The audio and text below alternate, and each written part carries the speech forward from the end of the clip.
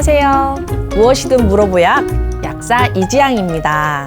오늘은 갑상선에 대해서 이야기해 볼게요. 갑상선에 대해서 시즌 1에서 자세하게 설명을 드렸는데요. 그 영상을 보시고 환자분들에게 가장 많이 받은 질문들에 대해서 제가 하나하나 말씀드려 보겠습니다. 첫 번째, 갑상선 호르몬이 저하되면 왜 기운이 없나요? 라는 질문을 정말 많이 받았거든요. 자, 갑상선 호르몬이 저하되면은 제가 갑상선 호르몬은 연탄구멍이다 이렇게 표현했었잖아요. 갑상선 호르몬이 적당히 나와야 에너지가 잘 만들어진다 했는데 이 에너지를 만들어내는 게 바로 세포 안에 있는 미토콘트리아라는 소기관입니다. 자, 갑상선 호르몬이 저하되면은요, 이 미토콘트리아가 발현이 안 돼요. 이 세포 안에 미토콘트리아라는 소기관에서 에너지, 즉 ATP를 만들어내야 그 ATP를 가지고 우리가 활동을 할 수 있는데 미토콘트리아가 갑상선 호르몬이 있어야만 발현이 되는데 잘 발현이 안 되니까 기운이 없겠죠, 당연히. 이 미토콘트리아는 개인차가 있는데요. 적게는 300개, 많게는 1000개. 이렇게 사람마다 달라요. 미토콘트리아 수가 많은 사람이 에너제틱해요. 이 미토콘트리아가 언제 많아질까요? 네, 바로 운동할 때입니다. 운동을 하게 되면 세포 안에 미토콘트리아가 많이 발현이 되면서 훨씬 에너제틱해진답니다. 자, 두 번째 질문 볼게요.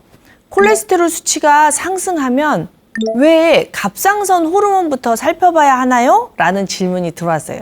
제가 환자분들에게 콜레스테롤 수치가 상승했어요 라고 이렇게 검진표를 가지고 상의를 하시면 갑상선 기능은 확인하셨나요? 라는 질문을 많이 하거든요.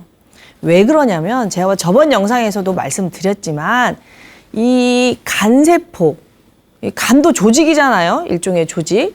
또 간세포 이외에 다른 여러 조직들, 위든 장이든 심장이든 여러 조직에 LDL 수용체가 있단 말이에요. 그런데 이 LDL 수용체라는 게 뭐냐면 열려야 돼요.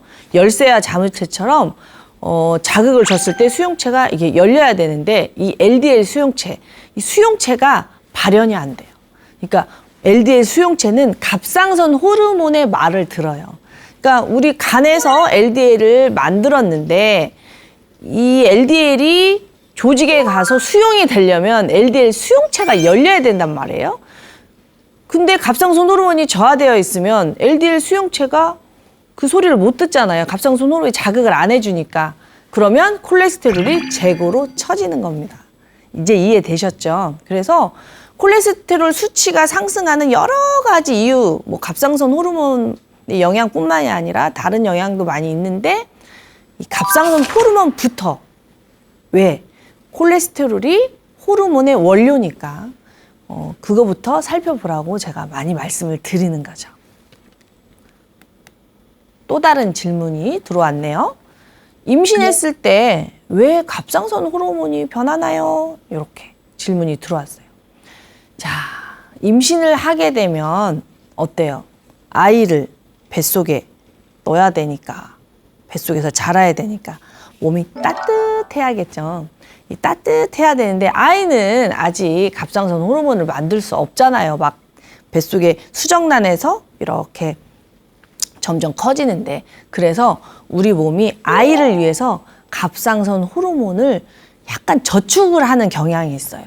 어떻게 저축을 하냐? 갑상선 호르몬에는 T4도 있고 T3도 있다고 제가 저번 시간에 말씀드렸잖아요. 이 T4를 운반하는 단백질, 그러니까 T4가 조직 속으로 가려면 이 혈액 속에서 운반하는 단백질에 실려서 가거든요. 그냥 못 가요.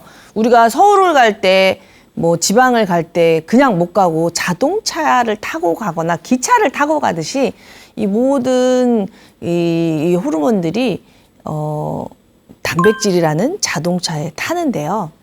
이 갑상선 호르몬을 운반하는 결합 단백질이 임신했을 때 많아집니다. 왜? T4를 많이 태우려고. 임신했을 때 몸을 따뜻하게 하기 위해서 미리. 이러다 보니 뇌에서는 갑상선 호르몬 결합 단백질이 많아졌네? 그러면 굳이 갑상선 호르몬을 그렇게 많이 만들 필요가 없네? 라고 판단을 해서 TSH가 조금 저하되는 그런 경향이 있습니다. 그래서 임신했을 때는 갑상선 호르몬의 변화가 좀 있어요.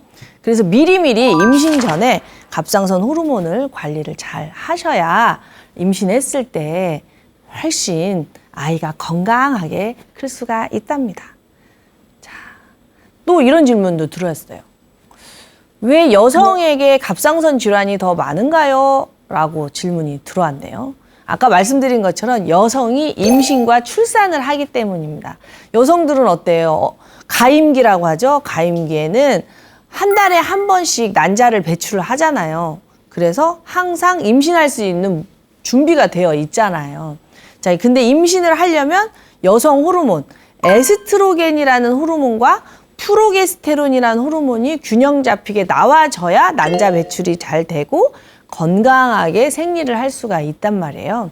근데 아까 말씀드린 것처럼 임신했을 때는 호르몬이 더 많이 늘어나잖아요. 그런데 현대인들은요, 임신을 안 했는데도 호르몬이 늘어나는 경우가 많아요. 에스트로겐 우세 현상이죠. 왜? 환경 호르몬에서 우리 몸에서 만들어낸 에스트로겐과 유사한 가짜 여성 호르몬과 비슷한 게 몸에 많이 들어오다 보니까 필요 없는 에스트로겐이 몸에 많아지는 거예요. 그런데 우리의 유전자는 이게 진짜 에스트로겐인지 가짜 에스트로겐인지 구분을 못 한단 말이에요.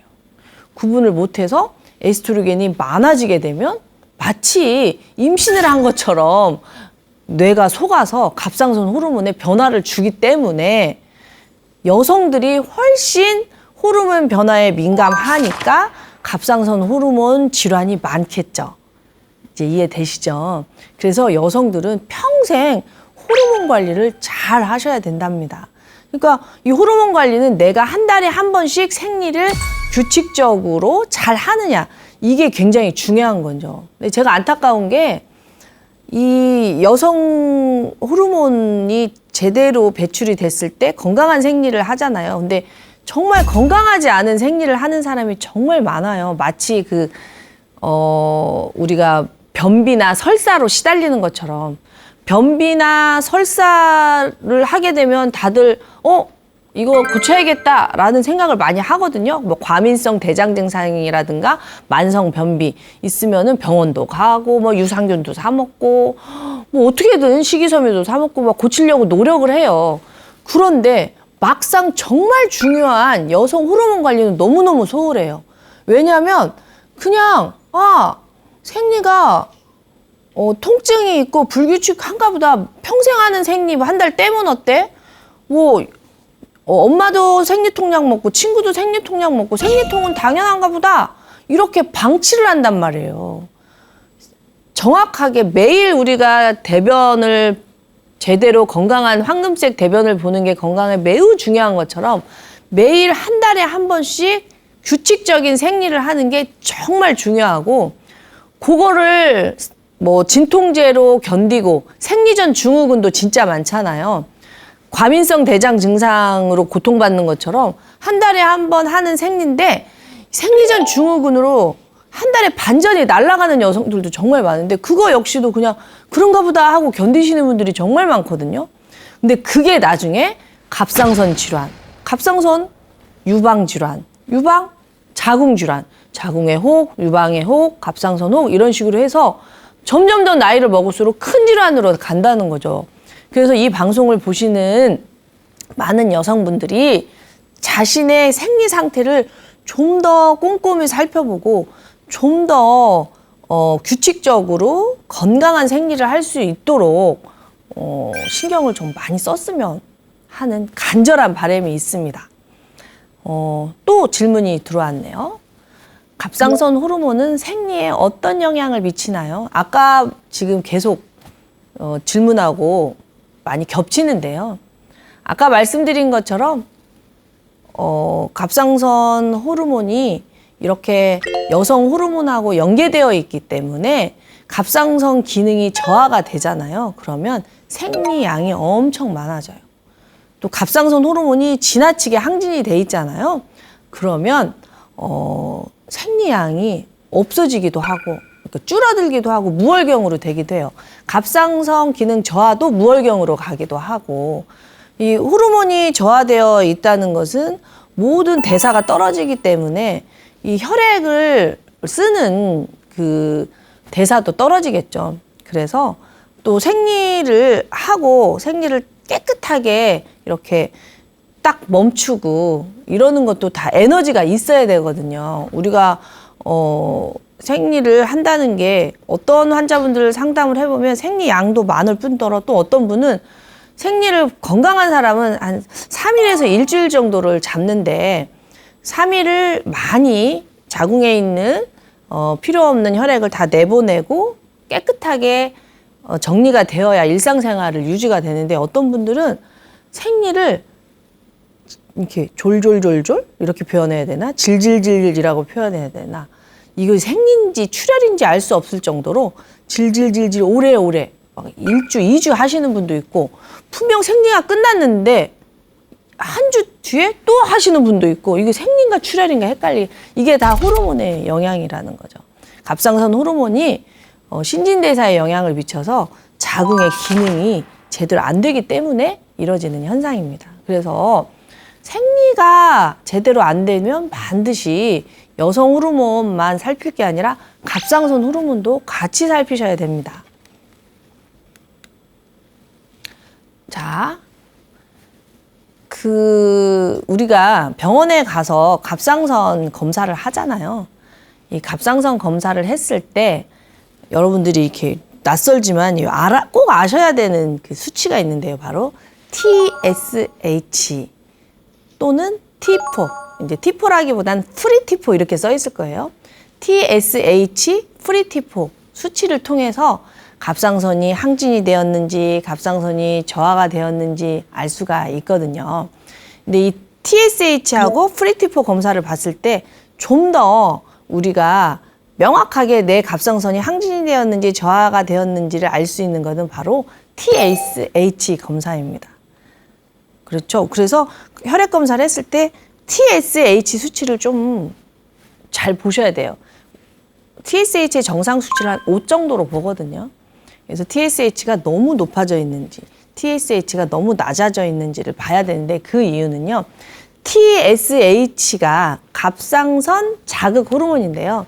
여기 있잖아요. 갑상선. 여기를 자극하는 뇌에서 나오는 호르몬인데 TSH가 제대로 나와야 갑상선에 있는 여포세포라고 그러니까 갑상선 호르몬을 만들어내는 이런 동굴? 갑상선 호르몬을 만들어내는 씨앗 같은 그런 세포예요. 요 세포를 많이 만들어지게 TSH가 있어야 이 세포들이 갑상선 여포세포들이 많이 만들어질 수가 있어요. 갑상선 여포세포가 분화가 잘 돼야 T4, T3 이 갑상선 호르몬의 원료가 갑상선 호르몬이 잘 만들어지거든요. 근데 TSH가 줄어들면 이 갑상선 여포세포가 줄어들고 그러면 갑상선 호르몬이 안 만들어지는 거죠. 그렇기 때문에 TSH가 내 몸에서 제대로 작동을 하고 있는지 봐야 됩니다. 자, 또 이런 질문이 들어왔어요. 갑상선 기능 저하를 왜 하시모토 갑상선염이라고 하나요? 라는 질문이 들어왔어요.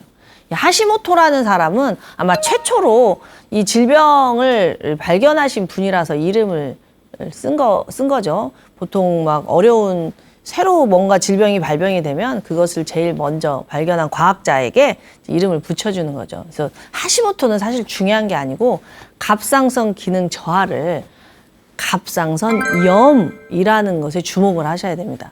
그러니까 갑상선에 염증이 생겼다 이 말이에요. 갑상선 기능 저하를 갑상선에 염증이 생겼다라고 인식을 하셔야 돼요.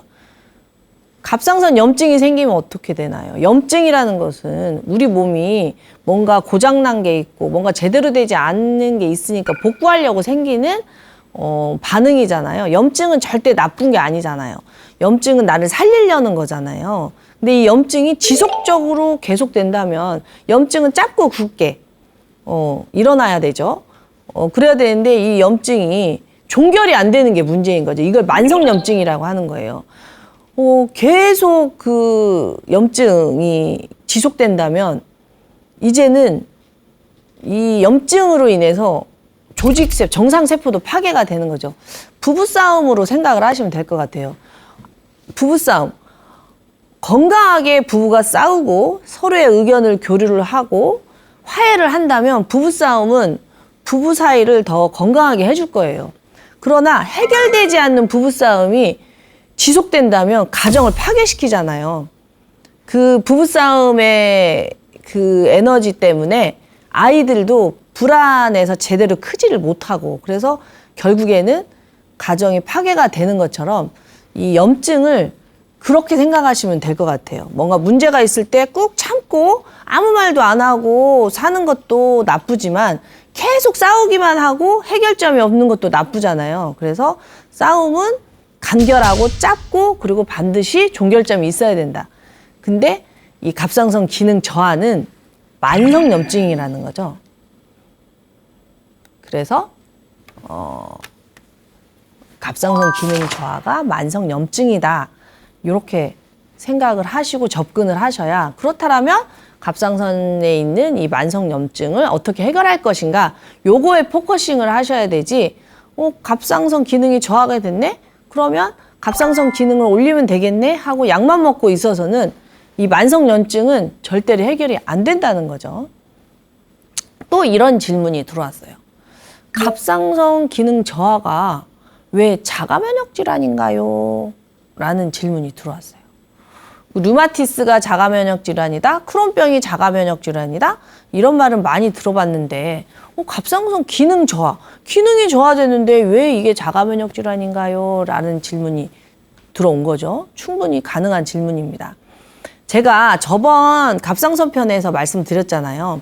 우리 몸이 요오드에다가 단백질을 붙여서 갑상선 호르몬을 만드는 게 쉬운 일이 절대 아니라는 거. 에너지도 있어야 되고 그 효소도 있어야 되고 갑상선 호르몬을 만들고 나서 생기는 활성산소도 없애야 되고 굉장히 복잡하고 어려운 작업이기에 갑상선 여포세포에 끌고 들어가서 호르몬을 안전하게 만들어서 다시 혈액으로 내보낸다고 했잖아요. 그런데 이 갑상선 호르몬을 만들어내는 이 효소 중에 가장 중요한 효소가 TPO라는 효소가 있어요.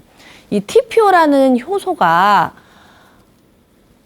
이 효소가 활동을 잘 해야 되는데 이 TPO라는 효소가 활동을 할 수 없게 여기에 가서 항체가 생겨버리는 거예요. TPO를 공격하는 항체. 항체라는 게 뭐예요? 항원이 있고 항체가 있죠. 항원은 적이고 항체는 이 적을 없애는 총알 같은 거예요. 자가면역 질환이라는 게 뭐예요? 나와 나 아닌 것을 구분을 못하는 거잖아요. 우리의 면역세포는 나와 나 아닌 것을 구분을 해서 나 아닌 것, 예를 들어서 바이러스나 세균이나 이물질이나 이런 것을 없애는 게 우리 면역세포의 역할인데 이 면역세포가 혼란이 와가지고 나하고 나 아닌 것의 구분을 못하는 거예요. 그래서 나를 공격하는 게 바로 자가면역 질환인데 우리의 면역세포가 이 TPO를 공격을 하는 항체를 만들어버리는 거예요. 그래서 이것을 왜 이런 일이 벌어졌는가 하고 봤더니 바로 우리의 환경 독소 때문이라는 거죠. 환경 독소.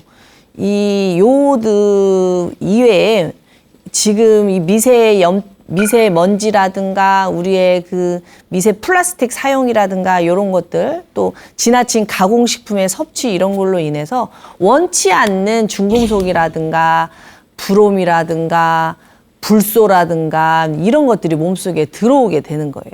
이런 것들이 몸속에 들어오면 얘네들이 요오드하고 자리 다툼을 해가지고 요오드가 들어갈 자리에 브롬이나 불소가 들어가서 앉아버리면 우리의 면역세포들이 저거 안 되는데 요오드 들어갈 자리에 쟤네들이 앉아있어 해가지고 공격을 하다가 항체를 만들어버린다는 거죠.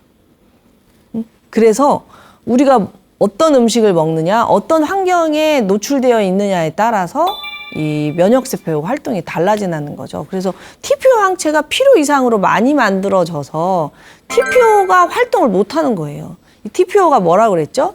요오드에다가 단백질을 붙여서 갑상선 호르몬을 만드는 아주 중요한 일꾼인데 얘네가 손발이 묶여버리니까 못 만드는 거예요. 그러니까 갑상선 기능 저하가 오는 거죠. 그뿐만이 아니라 T지라는 항체도 있는데 이 글로불린, 요 단백질을 공격하는 항체도 만들어진다는 거죠.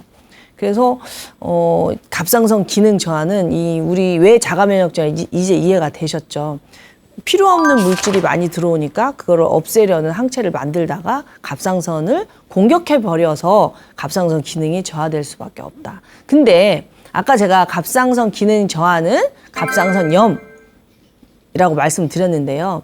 이 급성염증이 아니라 만성염증이에요. 갑상선염증은. 그러니까 갑상선에 염증이 생긴지도 모르고 사는 세월이 오래 아주 서서히 돼요. 조금 피곤하다고 병원 가시는 분이 어디 있어요? 아, 내가 잠을 못 잤나 보다, 스트레스 받았나 보다 하고 견디잖아요. 그래서 이 만성 갑상선염증, 즉 병원에서 갑상선 기능 저하입니다 라고 진단을 받을 때까지 우리 몸에서는 한 5년이나 10년 정도 이 만성 갑상선염증이 진행이 되고 있었다는 거죠. 그래서 우리가 눈치를 못 채는 거예요. 만성으로 변했기 때문에. 그래서 항상 우리 몸에 깨어 있어야 되죠. 내 몸이 보내는 신호. 병원에서 갑상선 기능 저하라고 딱 꼬리표 붙이기 전에 내가 먼저 깨어 있어서 내 몸에 환경 독소도 없애고 미세 염증도 없애고 이렇게 했더라면 그런 진단을 안 받는다는 거죠. 또 이런 질문이 들어왔어요. 그레이브스 병은 갑상선 기능 항진인데요.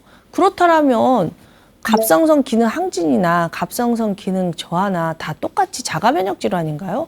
그러면 그레이브스 병과 이 갑상선 기능 저하인 하시모토 병은 어떻게 다른가요? 이렇게 질문이 들어왔거든요. 그러면 이제 아셨죠? 자가면역 질환이라는 게 나와 나 아닌 것을 구분을 못해서 나를 공격한다고. 이번에는 그레이브스 병은요, 어디를 공격하냐? 이 갑상선이 잘 만들어지려면 TSH, 아까 말씀드린 갑상선 자극 호르몬, 요게 갑상선에 신호를 줘야 되는데 여기에 그 항체가 생겨버리는 거예요. 그래서 이 항체가 수용체에 가서 먼저 붙는 거예요. 갑상선 자극 호르몬이 나와서 갑상선을 자극해야 되는데 이 자가항체가 만들어져서 갑상선 자극 호르몬 수용체에 붙어서 계속 자극을 하는 거예요. 계속 깐족깐족 한다고 해야 되나? 계속 자극을 해버리니까 어떻게 돼요? 계속 갑상선 호르몬이 만들어지는 거예요. 그 버튼을 계속 누르는 거죠. 그 버스에 타면 내릴 때만 그 버튼을 눌러야 되잖아요. 근데 저도 아이를 키웠는데 아이가 내가 누를래 해가지고 계속 누르는 거예요. 그 버튼을. 그런 것처럼 자가항체가 갑상선 자극 호르몬 수용체를 계속 누르니까 갑상선은 그 신호를 받고 계속 호르몬을 만들어내는 거죠. 그래서 항진이 돼버리는 거예요. 그래서 결국에는 똑같아요. 갑상선 기능 저하나 갑상선 기능 항진이나 큰 틀에서 보면 우리의 면역세포가 항체를 만들어서 일을 못하게 하거나 또는 지나치게 많이 하거나, 그러니까 결국에는 균형이 깨진 거죠. 균형이. 제가 뭐 환자분들에게 상담할 때 그런 말씀 많이 드리거든요. 열등의식이나 우월의식이나 사실은 똑같다. 자존감이 너무 없는 거나 자기 자신을 너무 왜곡하고 자기 자신의 가치를 모르고 자기 자신을 학대하고 이런 열등의식도 안 좋지만 자아 비대증이라고 하죠. 너무 자기 자신의 자아를 너무 크게 보고 우월의식에 사로잡혀 있는 거, 이것도 건강하지 않거든요. 그러니까 갑상선 기능 항진도 안 좋고 갑상선 기능 저하도 안 좋아요. 뭐가 중요하냐? 자존감이 중요해요. 자존감. 열등의식, 우월의식 다 안 좋고 정말 중요한 건 나를 사랑하는 이 자존감이 중요하거든요. 질병도 똑같은 것 같아요. 저하나 항진에 다 안 좋아요. 정상적으로 갑상선이 그 피드백에 의해서 필요하면 좀 더 만들고 필요 없으면 덜 만드는 이런 균형이 중요한 거죠. 그래서 큰 틀에서 보면 똑같다 이렇게 생각하시면 될 것 같습니다. 어쨌든 환자분들이 저에게 이제 혈액 검사를 해가지고 가져오세요. 병원보다는 약국이 좀 더 편하신가 봐요. 병원은 사람도 막 줄도 길게 많이 서 있고 약간 권위적이고 그래서 그런지 거기서는 잘 못 물어보시고 저한테 슬쩍 밀어요. 이거 무슨 뜻인가요? 아, 무슨 말인지 모르겠어요. 바로 TSH, 프리티4, T3, 리버스 T3. 요게 이제 가장 많이 검사했을 때 가져오는 거거든요. TSH는 너무 많아도 안 되고 너무 적어도 안 됩니다. TSH를 너무 낮게 하는 것도 정말 좋은 거 아니에요. 왜? TSH가 너무 낮으면요, 갑상선이 자극이 없어가지고 분화가 안 돼요. 갑상선 여포세포가 많이 만들어져야 그 여포세포에서 갑상선 호르몬이 만들어지는데 갑상선인 자극 호르몬 TSH가 너무 떨어져 버리면 갑상선 호르몬이 만들어질 수가 없죠. 왜? 갑상선 여포세포가 안 만들어지니까. 그래서 TSH를 정상으로 올리는 게 굉장히 중요합니다. 그래서 TSH 수치는 그런 의미가 있어요. 갑상선 여포세포를 자극해서 갑상선을 건강하게 분화하는 의미가 있고요. 프리티4는 뭐냐면 예비군, 저번에도 제가 말씀을 드렸는데 갑상선이라는 게 호르몬이잖아요. 호르몬은 너무 많아도 안 되고 너무 적어도 안 되고 그래서 굉장히 아주 우리 몸에서요 아주 조심스럽게 다뤄요. 그래서 일단 프리티4 이거 비활성형이에요. 일단 얘는 그냥 일단 만들어요. 일단 만들어서 이제 T4, T3는 저번에도 설명을 드렸는데 요오드가 4개 붙었냐, 3개 붙었냐 뭐 이런 뜻이에요. 그래서 프리티4를 먼저 만들어서 혈액 중에 내보내고요. 이 프리티4가 필요 있을 때 조직에서 T3로 전환이 되는 거예요. 그러니까 진짜로 우리가 필요한 건 T3예요. T3. T3. 그리고 리버스 T3는 또 뭐냐면은 이 T3가 활성이 높잖아요. 이 T3가 조직을 막 일을 시키는데 T3가 또 지나치게 활동을 많이 하면 항진으로 갈 수가 있잖아요. 리버스 T3는 그러니까 프리티4는 예비군, T3는 정규군, 리버스 T3는 브레이크를 거는 중재군이라고 생각을 하시면 돼요. 뭐라 그럴까? 중재하는 T3. 그래서 이 프리티4, T3, 리버스 T3가 다 적당히 있어야 돼요. 다 자기 역할에 있어야 돼요. 그런데 프리티4가 너무 많다든가 T3가 너무 적다든가 리버스 T3가 너무 많다든가 이러면 예비군은 많은데 정작 뛸 놈은 없다. 그리고 정규군이 너무 활성화된 얘를 브레이크를 걸 또 리버스 T3가 없다. 이러면 호르몬이 너무 춤을 추겠죠. 그래서 이거를 보시고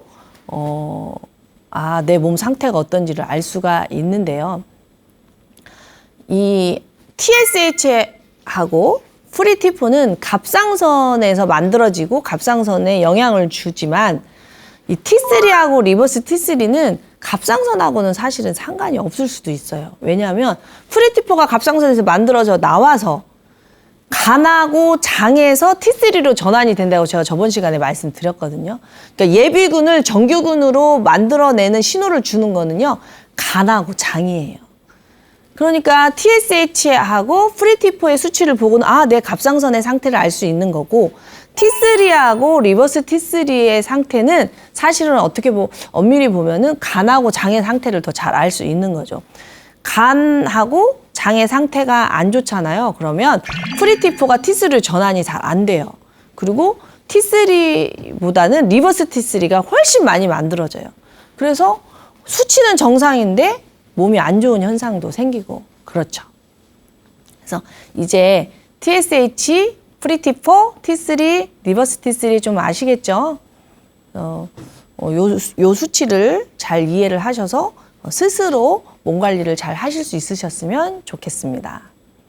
또 이런 질문도 들어왔어요. 그래서 제가 저는요 환자분들에게 우리 몸은 스스로를 치유할 수 있는 능력이 있다. 그리고 의사나 약사는 방향성을 안내하고 도와주는 사람이지 절대로 해결사가 아니다 이런 말을 정말 많이 하고 자신의 몸을 이해하고 몸의 소리에 깨어있고 그리고 조금 신호 보낼 때 얼른 보살피고 이렇게 도와주는 사람이 이 전문가의 역할이다라는 생각이 뚜렷해서 항상 몸의 원리 말씀드리고 이래서 이렇다 몸의 소리 이 몸이 어떤 신호를 보냈는지 잘 알려드리려고 노력을 많이 하다 보니 제가 만든 그 방송이나 영상에 가장 많이 또 이렇게 댓글이 달리는 게 그래서 어쩌라고요. 이런 댓글이 많더라고요. 그래서 뭐 먹어야 되냐고요. 방법은 안 알려주고 왜 잔소리만 하세요. 이런 댓글 꽤 달리더라고요. 그래서 그 질문이요. 갑상선이 그래요. 갑상선이 중요한 것도 알고 호르몬이 왜 그러는지 알겠어요. 그럼 어떻게 해야 돼요? 이런 질문에 이제 제가 드릴 수 있는 대답. 제일 중요한 게 몸속에 적당한 혈액이 있어야 됩니다. 혈액의 볼륨은 소금이 결정한다고 했죠. 그래서 너무 지나치게 저염식을 하면 안 돼요. 우리가 음식을 통해서 먹은 요오드 있잖아요. 뭐 미역을 먹든 다시마를 먹든 어떤 요오드 식품을 먹게 되면 혈액을 타고 흐르다가 갑상선으로 들어가서 갑상선 호르몬이 만들어지려면 갑상선으로 들어가야 되잖아요. 들어갈 때 필요한 게 뭐예요? 소금이에요, 소금. 나트륨하고 요오드 통로가 있는 거예요. 같이 이 소금이 있어야 요오드가 갑상선으로 들어가요. 뭐 저염식 하는 사람들은 몸에 소금이 부족하니까 갑상선 기능 저하가 오겠죠. 자, 그렇다고 해서 소금을 많이 먹어요? 아니죠. 아까 말씀드린 것처럼 열등의식이나 우월의식이나 똑같다 이런 것처럼 고염식도 나쁘고 저염식도 나쁩니다. 적당한 소금을 드셔야 돼요.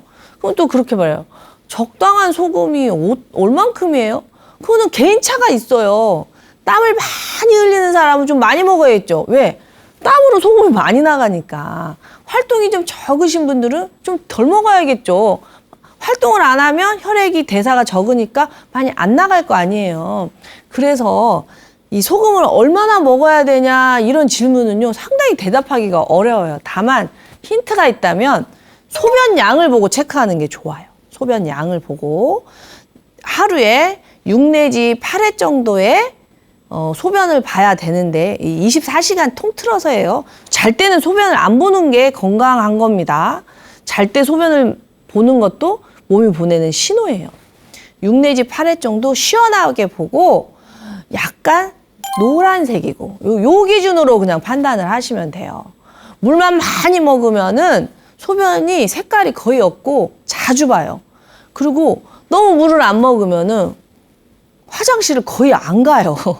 이런 식으로 잘 또 소금을 또 너무 많이 먹으면 갈증이 또 너무 많이 나고 소금을 또 안 먹어도 갈증이 나고 막 이래요. 그러니까 갈증 상태, 소변 상태 이런 걸 보시고 자신의 생활 패턴 이런 거 보셔서 소금량 결정하세요. 저한테 얼마나 먹어야 되냐고 그만 좀 물어보세요. 제가 대신 사라질 수가 없잖아요. 그리고 갑상선에 있어서 제일 중요한 거 너무너무 중요한 게 바로 철분입니다. 아까 말씀드린 TPO 효소 있죠. TPO 효소가 활동을 하려면 반드시 철분이 있어야 돼요. 이렇게 말씀드리면 저 빈혈 없는데요. 이렇게 말씀을 많이 하시거든요. 빈혈이 없어도 이 갑상선의 TPO를 활성화시킬 철분이 없으신 분들도 많아요. 빈혈이라는 거는 이 적혈구 하나에 있는 헤모글로빈 그 수치를 계산한 건데 총량을 제가 말씀드리는 거죠. 총량. 이 갑상선까지 갈 충분한 철분이 있나 요걸 보라는 거예요. 그래서 철분이 부족한데 철분이 누가 부족하겠어요? 남자가 부족하겠어요? 여자가 부족하겠어요? 여자가 부족하겠죠. 왜? 한 달에 한 번씩 생리를 하잖아요. 가임기에 있는 여성이 부족하겠어요? 완경이 된 여자가 부족하겠어요? 그러니까 이 철분이 부족한 여성들이 너무 많다 보니 옛날하고 다르게 여성들이 지금 사회적 위치나 하는 일이 엄청 많잖아요. 뇌도 많이 쓰고 막 운동도 하고 다이어트도 하고. 그러니까 의외로 혈액이 부족한 여성들이 엄청 많거든요. 혈액이 부족하면 갑상선에서 TPO 효소를 만들어낼 수가 없어요. 그러면 TPO 효소가 없으면 기능 저하가 와버리는 거죠. 그리고 요오드를 드셔주시면 좋습니다. 왜?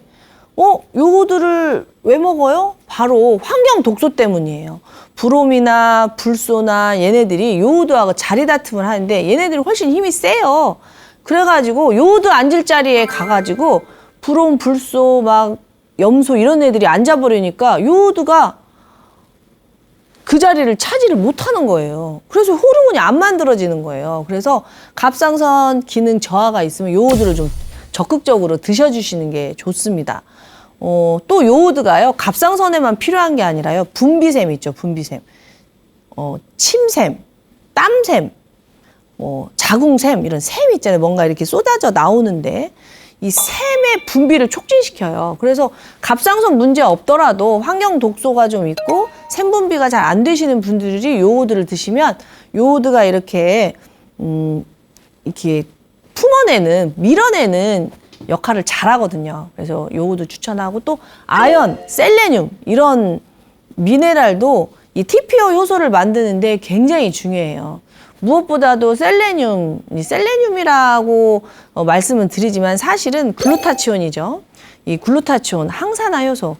우리 몸에서 스스로 만들어내는 이 글루타치온이라는 효소가 있어요. 이 글루타치온이라는 효소가 있어야 갑상선에서 갑상선 호르몬을 만들고 난 찌꺼기, 이 갑상선에서 호르몬 만들고 나면 활성산소 나온다고 했잖아요. 이 활성산소를 없애줄 수가 있어요. 이 지원을 해주는 게 바로 간인데, 간에 만약에 이 글루타치온을 만들어내는 여러 그 미네랄들이 부족하다면 못 만들어내겠죠. 그래서 이런 것들이 굉장히 많이 중요합니다. 사실 근데 말씀드리고 나니까 별게 없죠. 별게 없죠. 또 하나, 아까 갑상선이 좋아지려면 간하고 장의 영향을 많이 받는다고 했잖아요. 그래서 장 건강, 간 건강 살피셔야 돼요. 장에 나쁜 균이 가득하면 나쁜 독소를 많이 만들어내고, 나쁜 독소가 많아지면 리버스 T3가 많아져서 T3가 브레이크가 걸려서 활동을 못해요. 그러면 갑상선 기능 저하가 오는 거죠. 뭐 술을 많이 먹고 담배를 많이 피고 막 약을 많이 먹고 이렇게 되면 간에 해독 물질이 적어지겠죠. 그러면 간이 또 T4를 T3로 전환을 또 못 시켜요. 그러니까 간을 좋아지게 하는 영양제도 갑상선에 도움이 되겠죠. 또 스트레스를 많이 받게 되면 이 갑상선이 제대로 역할을 못 합니다. 말씀드린 것처럼 저번 시간에 제가 말씀드렸는데, 스트레스를 받게 되는 우리 몸이 살기 위해서 열 조절을 하거든요. 그래서 스트레스를 받았을 때 고갈되는 이 부신 영양소들도 채워주면 갑상선이 같이 좋아져요. 근데 이렇게 말씀을 드리다 보면은 결국 결론은 하나예요. 몸이 좋아져야 갑상선이 좋아진다는 거죠. 갑상선만 특별히 좋아지게 할 수가 없어요. 몸 전체가 좋아져야 갑상선이 같이 좋아져. 왜? 내 몸이 하나잖아요. 내 몸이 하나잖아요. 뭐 팔은 따로고 다리는 이게 아니잖아요. 몸이 하나이기 때문에 몸 전체를 사랑하셔야 되고, 이 몸은 내 호르몬의 영향을 받고, 이 호르몬은 내 마음의 영향을 받고. 그러니까 마음의 건강, 몸의 건강, 갑상선의 건강. 내가 먹는 것이 갑상선에만 가는 거 아니잖아요. 장 거쳐서, 간 거쳐서 갑상선으로 가기 때문에 내가 먹는 거, 내가 또 노출되어 있는 환경이 있잖아요. 이 중금속 이런 것들이 뭐 갑상선에만 영향을 미치겠어요. 폐에 영향 미치고, 간에 영향 미치고, 난소에 영향 미치고 다 미치잖아요. 그러니까 몸 전체를 같이 돌보셔야 된다는 얘기입니다. 이런 질문 뭐 다 계속 겹치는데요. 또 이런 질문. 스트레스와 갑상선이 도대체 무슨 관계인가요? 스트레스가 좀 많았는데 갑상선 기능 저하가 왔어요. 이제 이런 질문 많이 오죠. 우리 몸은 유기적으로 연결되어 있기 때문에 어떻게든 살아남으려고 애를 쓰거든요. 자, 스트레스를 받는다 하면 어디서 받아요? 물론 육체적 스트레스도 있겠지만 우리가 보통 통상적으로 스트레스 받는다 하면 관계의 스트레스, 뇌의 스트레스잖아요. 뇌하수체 기능이 떨어져 버려요. 이 TSH, 이 아주 중요한 이 갑상선 자극 호르몬이 어디서 만들어져요? 시상하부 뇌하수체, 뇌에서 만들어진단 말이에요. 근데 뇌하수체 기능이 떨어지면 TSH 자체가 떨어지는 거죠. 그러니까 스트레스가 이다지도 무서워요. 그리고 갑상선에 문제가 없어서 T3를 열심히 만들어 줘도 이 갑상선 기능이 저하가 되잖아요. 그러면 T3의 수용체가 줄어들어 버려요. 왜? 몸이 살려고. 몸이 지금 스트레스를 받아서 이 대사를 막 돌릴 수가 없는 상황이 되니까 알아서 살기 위해서 T3 수용체가 줄어들어 버려요. 그러니까 갑상선에 문제가 없어도 스트레스로 인해서 갑상선 호르몬의 효율이 떨어지는 거예요. 그러니까 정말 이 스트레스 관리가 너무너무 중요한 거죠. 스트레스 관리가. 근데 스트레스 안 받는 사람은 없잖아요. 스트레스를 안 받을 수 있나요? 산다는 것 자체가 스트레스인데. 자, 그렇다면 이 나에게 오는 이 스트레스가 뭔지를 잘 살펴보셔야 되는 거죠. 유독 다른 사람은 괜찮다는데 유독 나만 예민하고 나만 과민해지는 스트레스가 있을 거예요. 그 상황에서 꼭 그렇게 화를 내야 돼? 라는 질문을 받잖아요. 그래서 자기 객관화. 내가 왜 이 일에 이렇게 민감하지 하면서 끊임없이 자기 자신을 살펴보는 훈련을 하셔서 그 밖에서 오는 자극에 과민하게 반응하는 내 내면에 쌓여있는 어떤 에너지들을 풀어주셔야 돼요. 그런 것들이 정말 중요합니다. 또 이런 질문 정말 많이 와요. 갑상선 기능 저하 진단을 받아서 신찌로이드를 먹고 있는데 신찌로이드를 먹어도 몸이 피로가 회복이 되지 않고 컨디션이 좋아지지 않아 이런 질문 정말 많이 받거든요. 이제 아시겠죠? 신찌로이드는 T4예요. 그러니까 갑상선이 T4를 못 만드니까 약으로서 T4를 대신 넣어주는 거예요. 근데 T4는 예비군이라고 했잖아요. T4를 T3로 만드는 내 몸에 효소가 없으면, 즉 간하고 장이 좋지 않으면 T4 들어와도 T3로 못 가니까 아무 소용이 없는 거예요. 그래서 신찌로이드만 먹고 있다고 해서 해결이 안 되는 거죠. 그리고 신찌로이드의 용량이요, 뭐 0.75, 0.5 막 이렇게 굉장히 많거든요. 의사가 이렇게 신찌로이드를 아주 미세하게 용량을 조절하는 이유가 있어요. 그래서 갑상선 약을 타서요, 몸 관리를 하면서 자주자주 검사를 해가지고 용량을 잘 바꾸셔야 돼요. 왜? T4를 먹고 있으면 내 뇌에서 T4가 충분하네 하면서 TSH를 안 만들어 버리면, TSH가 안 나와 버리면, TSH가 나와야 갑상선 여포세포가 활성화가 되는데 TSH가 안 나와서 갑상선 여포세포가 안 만들어지면 끊임없이 내가 신찌로이드에 의존하는 몸밖에는 안 돼요. 내가 못 만드니까 결국에 약으로 계속 먹어야 되잖아요. 그러니까 급할 때는 우리가 몸이 여러 가지 스트레스나 환경 독소나 미세 염증으로 인해서 일시적으로 갑상선이 저하됐을 때는 신찌로이드를 복용을 해서 급한 불은 끄지만, 궁극적으로는 내 갑상선 세포를 활성화시키고 효소를 활성화시키고 간과 장을 건강하게 해서 스스로 T4, T3를 만들어내는 몸으로 만드셔야 돼요. 그러지 않으면 만성염증을 가지고 사는 거예요. 이해되셨죠? 신찌로이드는 도구다. 약은 도구다. 약이 모든 것을 해결해주지 않는다. 요거를 꼭 기억을 하시고, 갑상선 기능 저하는 만성염증이다. 만성염증을 근본적으로 해결할 수 있는 몸으로 만드셔야 됩니다. 아셨죠? 무증상 갑상선 기능 저하도 있나요? 네, 있어요.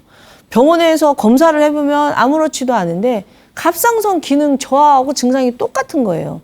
그건 뭐냐? 제가 누차 말씀드리지만 빙산의 일각이라고 표현도 하고요. 일각이 보이기 전까지, 바다에서 빙산이 쏙 솟아오르기 전까지 바다 속에 있으면 안 보이는 거잖아요. 이제 그렇게 표현도 하고, 미병 단계라고 표현도 해요. 미병. 질병 전 단계. 그러니까 미병 단계에 있으면 내가 관리를 잘하면 건강한 몸으로 갈 수도 있고, 관리를 못하면 질병으로 가는 거예요. 그러니까 무증상 갑상선 기능 증상이 있을 때 관리를 잘해서, 자, 갑상선 기능 저하는 누차 말씀드리지만 만성염증이니까 만성염증 관리를 해서 건강한 몸으로 돌려놓으면 갑상선 기능 저하가 안 되는데, 병원에서 아무 이상 없대? 이상 없나 보다 하고 몸의 신호를 무시하고 그냥 살다가는 결국에는 몇 년 후에 갑상선 기능 저하로 가니까, 해 뜨기 전, 해지기 전, 빙산의 일각이 올라오기 전, 이런 그 전조 증상이 있을 때 꼭 관리를 잘 하시라고 말씀드리고 싶습니다. 또 이런 질문도 진짜 많아요. 갑상선 기능 항진이었다가요, 갑상선 기능 저하가 되었어요. 이제 이해되실 거예요. 갑상선 기능 저하나 갑상선 기능 항진이나 다 뭐라고 그랬죠? 자가면역 질환이라고 했잖아요. 자가면역 질환. 이 갑상선 기능 항진은 TSH, 즉 이 갑상선 자극 호르몬을 수용체를 막 자극을 해가지고 항진이 되잖아요. 근데 아무리 막 누른다고 해서 T4가 한정없이 만들어지진 않잖아요. 왜냐하면 T4는 갑상선 여포세포에서 나오는 건데, 그러면 막 누르면 T4가 막 쏟아져 나왔다가 고갈되는 시점이 있을 거 아니에요. 그쵸? 그래서 항진이었다가 고갈이 딱 돼버리면 또 저하가 와버리는 거예요. 그래서 갑상선 항진이나 갑상선 저하나 둘 다 자가면역 질환이고, 자가면역 질환은 만성염증으로 인한 거니까 이 만성염증을 근본적으로 개선하려는 노력을 하셔야 갑상선 이 질환에서 자유로울 수 있다는 것을 다시 한번 강조드립니다. 제가 오늘 제가 환자분들에게 많이 받았던 질문 가져와 봤는데요. 또 이거 이외에도 또 궁금한 게 있으면 또 댓글 남겨주세요. 그러면 또 모아서 다음에 또 좋은 영상 만들어 보겠습니다. 감사합니다.